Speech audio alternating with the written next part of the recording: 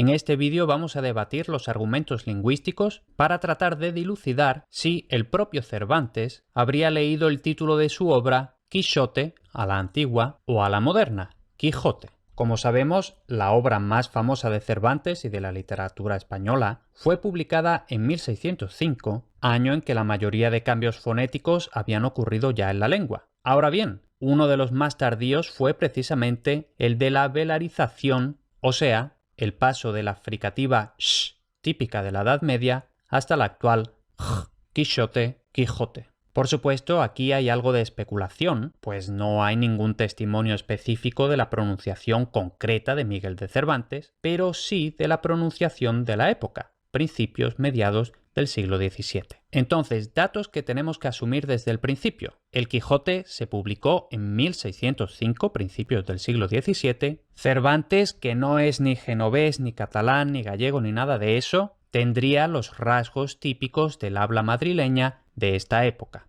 en la que, como decimos, el reajuste de las sibilantes estaba consumado o prácticamente consumado. El resumen de lo que nos interesa a nosotros para esto es: en la Edad Media tenemos dos fonemas, j y sh. Entonces, por ejemplo, en la Edad Media se habría leído ingenioso con j, también lantellas, mientras que Quixote habría sido sh, no j. Luego, estos dos sonidos, j y sh, se fundieron en uno solo, sh, y ya luego este fonema unificado, sh, pasó a j. Ese es el resumen del reajuste de las sibilantes que nos interesa a nosotros. Por ponerle un poco de cronología, en la Edad Media tenemos ingenioso, lantellas y Quixote. Luego, entre el siglo XV y XVI ya teníamos que todo se pronunciaba con sh, y según vamos a tratar de postular en este vídeo, para época de Cervantes, esta sh se habría transformado ya en j. Y ojo, aquí por supuesto estamos hablando de la pronunciación. Una cosa son las grafías, las letras, otra es la pronunciación. Aunque los sonidos evolucionan, grosso modo como vemos en esta tabla, se van a mantener las grafías medievales hasta que la RAE en el siglo XVIII y XIX ponga un poco de orden. Por dejarlo más claro, la ortografía desde la Edad Media hasta Cervantes es la misma siempre. Lo que cambia es la pronunciación. La modernización de la ortografía tendrá lugar concretamente en 1815. Quijote pasará de escribirse con X a escribirse con J, y la cuestión ortográfica es cristalina, en cuanto que hay un organismo con autoridad para imponer un cambio mediante un documento con una fecha. Como digo, 1815 pasa de escribirse X a J. Por el contrario, los cambios lingüísticos en general suelen tener un proceso más o menos largo, siglos incluso. Puede pasar mucho tiempo de transición entre el estadio inicial, en este caso sh, al final, en este caso j. Además, la mayoría de los propios hablantes no suelen ser especialmente conscientes de estos cambios, y solo una minoría de sensibilidad lingüística elevada, vamos a decir, los gramáticos, los escritores, acaba haciendo comentarios metalingüísticos. Por ejemplo, mención explícita de la pronunciación, de características articulatorias o acústicas, o cuasi metalingüísticos. Por consiguiente, es mucho más difícil saber cuándo empezó un cambio fonético y cuándo se consumó, por no hablar ya de la articulación exacta en cada momento, lugar, grupo social, etc. Y no podemos sino valernos de los pocos comentarios metalingüísticos que hay en fechas como la que nos ocupa. Y además estos comentarios suelen adolecer de sesgos y lógicas inexactitudes e imprecisiones, ya que por entonces ni siquiera parece posible hablar demasiado de conocimientos fonéticos. Dicho eso, a grandes rasgos sabemos que el paso de sh a j debía de estar ya prácticamente consumado a lo largo del siglo XVII. Ahora bien, ¿y en época exacta de la publicación del Quijote? 1605 y en Madrid concretamente. Como decía, es difícil saberlo con esa precisión quirúrgica, pero podemos conjeturar. Aquí vamos a ver un par de testimonios de gramáticos de principios del siglo XVII. Aquí tenemos esta gramática y observaciones de la lengua española, etc. Que además es interesante porque el autor es precisamente también el traductor de la primera versión en francés del Quijote, de la cual vamos a hablar en el vídeo. Total, vamos a ver qué dice este gramático. Por supuesto, una de las carencias de los gramáticos de esta época es que por lo general no distinguen entre letras y sonidos, pero por lo general se entiende, ¿no? Vamos a ver. Dice, la X se pronuncia rudamente. No sé exactamente cómo traducirlo, ¿no? Pero entiendo que está hablando de la aspereza, delante de la vocal. Y un poco más que la J, aunque hay una gran afinidad entre ellas, aunque la X es más gutural. Entonces está hablando de la gran afinidad entre la X y la J. Y luego aquí dice la X es más gutural. Es decir, le está dando a la X una pronunciación velarizada, gutural. De aquí podemos entender que la X era un sonido J.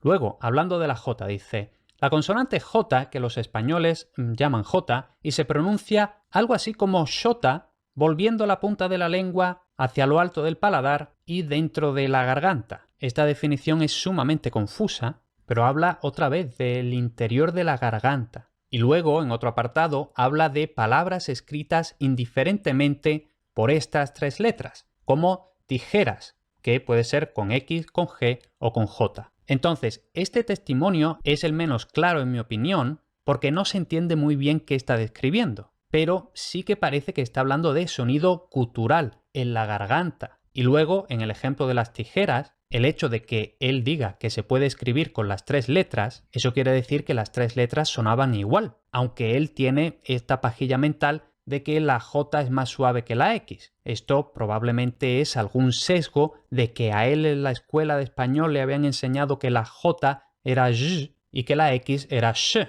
pero luego no es eso realmente lo que está describiendo, o no lo parece. En cualquier caso, vamos a otro más interesante, de un manual para aprender español de 1605 o 1606, depende de donde miréis, pero básicamente exactamente la fecha de publicación del Quijote. Y este Lewis Owen, en la introducción del libro, ojo, ni siquiera ya en el cuerpo del libro, sino en la introducción pone este ejemplo. Dice, y con el fin de evitar toda perplejidad en la enseñanza, sea lo que sea que significa eso, aquellos que no pueden situar sus lenguas para la pronunciación de estas tres letras, es decir, de la G cuando está escrita delante de E o I, de la J delante de cualquier vocal y de la letra X antes o después de cualquier vocal, dice, en ese caso, los que no pueden pronunciarla correctamente, esa gente que pronuncie lo mismo que sh en inglés, pero dice, lo cual he de confesar es corrupto. Entonces nos quedamos con esa idea y vamos propiamente al cuerpo de la gramática. Dice, bueno, aquí por supuesto yo no voy a leerlo todo, lo pongo en la pantalla porque realmente es muy interesante todo lo que pongo, pero aquí me centro en leer lo que está en negrita, ¿eh? Hablando de la J. La J es siempre una consonante y suena igual que la letra G seguida de E o I, ¿vale? Entonces ahora tenemos que ir a la letra G. Dice, la letra G suena, si va seguida inmediatamente de E o I, como GH en inglés, porque en esta época en inglés GH todavía sonaba. Y dice, especialmente como en la palabra Nocht, que me imagino que es más o menos como sonaría esto en 1605 en inglés. En cualquier caso, por no conjeturar.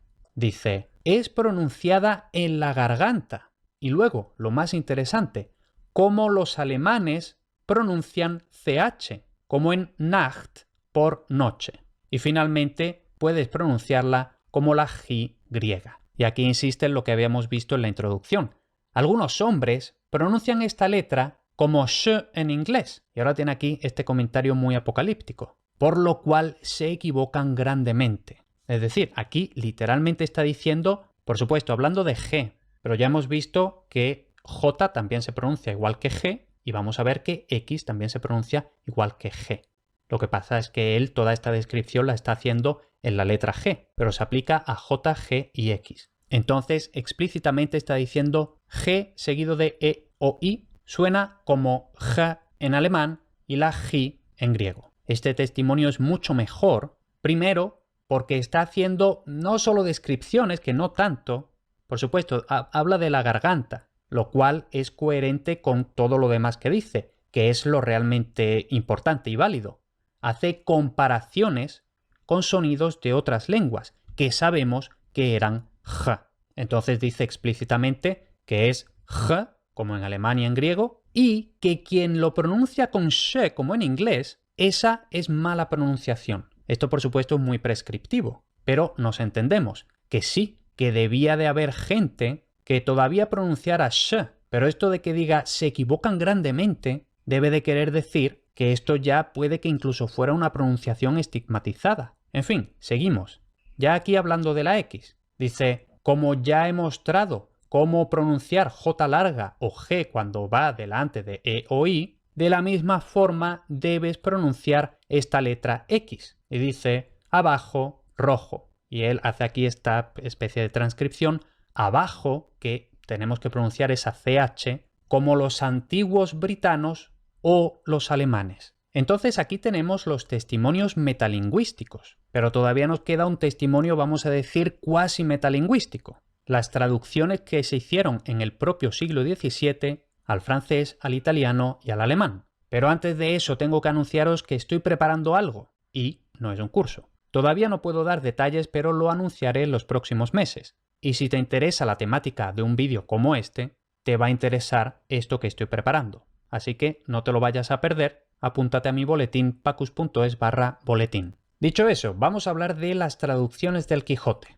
porque este es precisamente uno de los argumentos para la cronología de la velarización en general, es decir, ese paso de sh a j. Y aquí tenemos las tres portadas de la primera edición de la primera traducción al francés en 1614, al italiano en 1622 y al alemán, que por supuesto tiene que tener esa tipografía, publicado en 1648, pero hecha en 1621. Y aquí por alguna razón la bibliografía siempre menciona que la traducción francesa es Quichotte, escrito con CH y con dos T's, es decir, como se escribe actualmente en francés. Pero ya vemos que no, que realmente la primera edición de la primera traducción lo escribe tal cual se escribía en español. Aún así, vamos a dar por supuesto que quizá en la segunda edición de la primera traducción sí que se escribió Quichotte con CH y con dos T's. Luego vemos que en italiano efectivamente dice Don Quijote, pero luego la traducción alemana dice Don Quijote con CH, que en alemán representa el fonema J. Entonces, primero nos centramos en la traducción del francés y del italiano. En estas dos traducciones se usan las grafías para el sonido sh, lo cual esto, en principio, quiere decir que en español Quixote se leía Quixote, no Quijote. Sin embargo, este argumento a mí no me parece fuerte. Primero, porque la pronunciación podía ser ya Quijote, pero siempre está el típico sesgo de, pues yo lo he aprendido como Quixote. Entonces hay cierta resistencia a actualizar la pronunciación que uno ha aprendido. Pero segundo y sobre todo, porque el francés y el italiano no tienen ni tenían un sonido similar a j, por lo que no podrían haberlo escrito de una forma que representara ese sonido en su idioma. Por lo que las grafías del francés y del italiano, en mi opinión, no están demostrando absolutamente nada. Y eso que, curiosamente, en la Wikipedia en francés, tenemos precisamente este apartado, ¿no? Que dice, contrariamente a un mito, a una leyenda urbana, la pronunciación Don Quijote no es una francización del nombre español. En época de Cervantes, el nombre del héroe se escribía con X, Don Quijote, y se lo pronunciaba todavía en la España del siglo XVII de la misma manera que el grupo consonántico francés sh. El francés Don Quijote, de la misma forma que el italiano Don Quijote, es por tanto una transcripción que respeta la pronunciación española de la época. Y, en mi opinión, esta es la leyenda urbana. O, si no leyenda urbana, al menos se está afirmando aquí categóricamente algo que, en mi opinión, es más bien contrario a la realidad. Entonces, nos vamos ahora a la traducción del alemán, como digo, hecha en 1621, aunque publicada en 1648.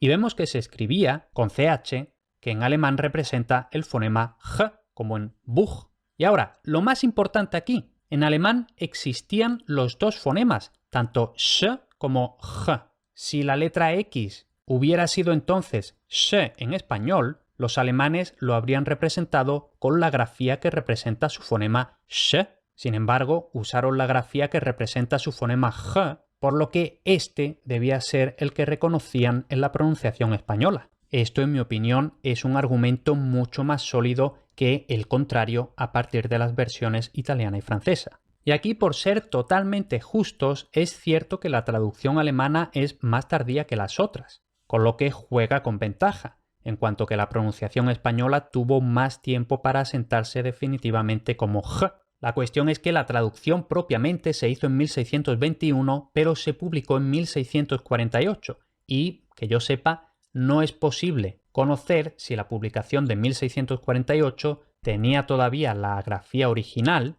o esta grafía alemana con CH, que representa G, es una modernización. En cualquier caso, esto es lo que tenemos, y aquí quienes sepáis bastante alemán podréis estar ya pensando en algún contraargumento, así que vamos a ver un poco de fonética alemana. Por supuesto, yo no soy filólogo alemán, ni especialmente experto en fonética alemana, ni gramática histórica del alemán, ni nada de eso, pero creo que esta información es válida. Para esta época estamos hablando del nuevo alto alemán temprano, que al igual que el alemán actual, ya tenía los fonemas sh y g. Por otra parte, tenemos que aceptar que el fonema g tenía dos alófonos y que estos dos alófonos aparecían con la misma distribución que actualmente, que es algo así como j, que era el sonido que aparecía más frecuentemente, y j, que solo aparecía después de a, o, u. Según esta distribución complementaria, la grafía alemana realmente no está recogiendo exactamente Quijote, sino más bien Quijote. Y esto, entre que yo no hablo alemán y entre que no sé cómo de bien lo estará recogiendo el micrófono, quizá no se está escuchando muy bien. Pero en fin, se hace lo que se puede. Entonces, ¿qué implica esto? Podemos hablar de un término medio. Vamos a ver qué quiere decir eso. Ya hemos dicho que los cambios lingüísticos suelen tomar mucho tiempo y, entre tanto, coexisten la variante original, sh, y la innovadora, j. Y cuando es el caso, como este, incluso una variante intermedia, que probablemente existió como una de las tres variantes principales de la velarización, que es esto que en alfabeto fonético internacional se representa con la C cedilla.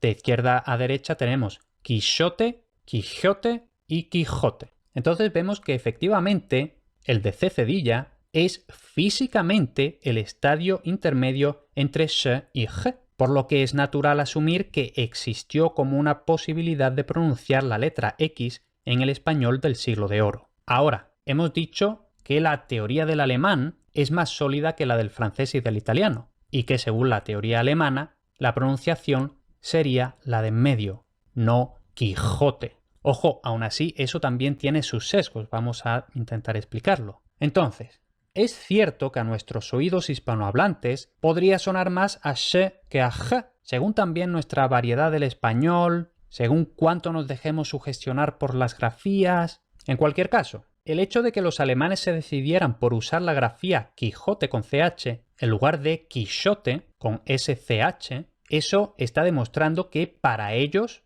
el sonido español estaba más cercano, o simplemente era igual, al de en medio, no al de la izquierda. Entonces, esto, como mínimo, nos permite casi por completo desechar la pronunciación con sh para el Madrid de 1605, aunque ya resulta más difícil afinar si era la de en medio o la de la derecha. Y ojo, en cualquier caso, hay que tener en cuenta la sordera fonológica de los propios alemanes. Incluso si la pronunciación española hubiera sido inequívocamente Quijote, como este alófono no ocurre en alemán en el contexto fonético de Quijote, es igualmente probable que los alemanes no hubieran reconocido G, sino la única realización posible en su lengua. No Quijote, sino Quijote. Y de la misma forma que hemos comentado sobre fonética alemana, vamos a comentar un poquito de fonética francesa, porque de aquí de hecho podrían salir contraargumentos a lo que yo he dicho.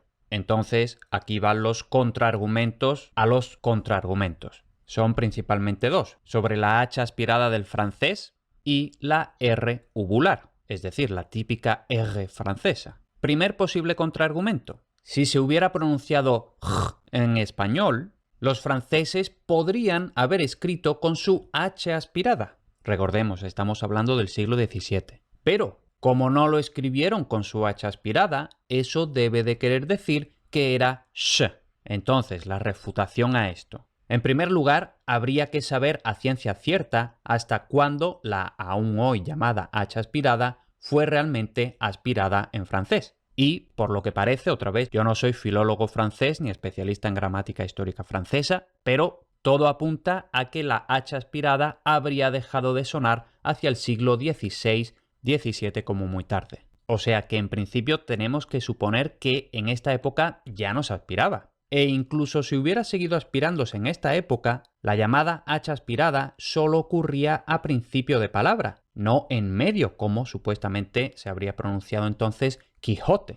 Y el diferente contexto fonético podría haber causado algo de sordera fonológica. Además, si aceptamos que es posible que en esta época la pronunciación española era más bien que tendremos que tener en cuenta que para los hablantes de lenguas en que no hay o pero sí el sonido suena o puede sonar más a que a por lo que, de nuevo, por sordera fonológica, esta supuesta española, los franceses podrían haberla percibido más como sh que como y en consecuencia escribirlo con su grafía para sh. O sea que el tema este de la H aspirada francesa, descartado. Segundo posible contraargumento, la R uvular francesa, es decir, la R, que de hecho frecuentemente tiene alófonos como o aspiración como la del inglés o el alemán.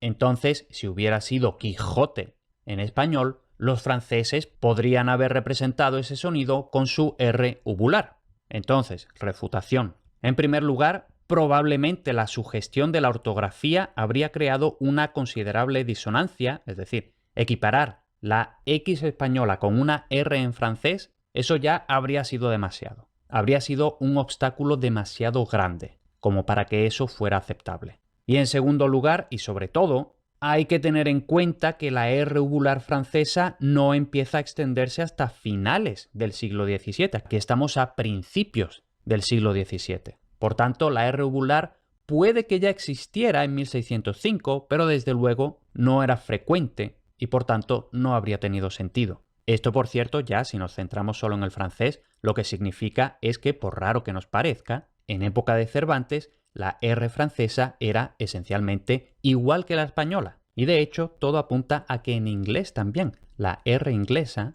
en esta época era igual que la española. En fin, ahí quedan contraargumentados los contraargumentos. Ya para terminar, podemos rizar el rizo un poco. ¿Y si resulta que después de todo esto, Cervantes sí podría haber pronunciado Quixote? Bueno, antes de responder propiamente la pregunta, recordemos que luego hay gente desorientada. Una cosa es Cervantes, el escritor histórico, y otra cosa es Don Quijote, Alonso Quijano, el personaje ficticio. Entonces, Cervantes era una persona normal de su época y Don Quijote era un personaje inventado que, como todo el mundo sabe, tenía sus cositas. Para lo que nos interesa, le gustaban mucho los arcaísmos que leía en sus libros de caballerías, como por ejemplo en esta frase bastante conocida porque está casi al principio, entonces me imagino que prácticamente todo el mundo ha llegado a leerla, que Cervantes escribe, por ejemplo, este huyan con F para representar lo que al principio del vídeo comentábamos de cuasimetalingüísticamente, pues esta F está representando una aspiración que ya no estaba en época de Cervantes, pero que Don Quijote, por este gusto arcaizante, todavía pronunciaría. Entonces esto Don Quijote lo habría leído algo así como «Non huyan las vuestras mercedes, nin teman desaguisado alguno, ca a la orden de caballería que profeso, non toca ni atañe hacerle a ninguno», etcétera, etcétera. Tenemos aquí varios arcaísmos. La aspiración de huyan, la aspiración de hacerle, non, nin, la conjunción ca que significa porque, etcétera. Bueno, pues como decíamos, a Don Quijote le gustaban los arcaísmos que leía en sus libros de caballería y podemos suponer que estos arcaísmos no se limitaban a lo morfosintáctico y léxico, sino también a la pronunciación. Entonces, el personaje de Don Quijote probablemente habría dicho Quixote, imitando la pronunciación de la Edad Media en la que estaban basados los libros de caballería. Ahora, y esto es mera conjetura mía, simplemente por rizar el rizo. Teniendo todo esto en cuenta, no es descabellado que Cervantes hubiera preferido leer el título de su Quixote a la antigua, aun cuando él ya pronunciara de forma cotidiana Quijote. Y esto Cervantes podría haberlo leído Quixote como una especie de guiño a la pronunciación que habría tenido el protagonista de su novela. Y ya está, chimpún. Recordad que estoy preparando algo y si no queréis perdéroslo, apuntaos en pacus.es/boletín.